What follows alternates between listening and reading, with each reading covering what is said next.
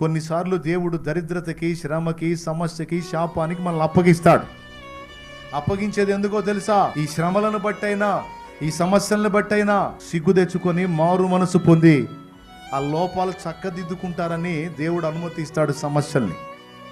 విశ్వాసులైన వాళ్ళకి ఈ విషయం తెలిసి ఉండాలి, ఈ గ్రహింపు ఉండాలి. ఈ పాస్టర్లైనా, విశ్వాసులైనా, పరిచారకులైనా భేదం లేదు. అందరూ పరిశీలించుకొని దిద్దుబాటు చేసుకోవాలి.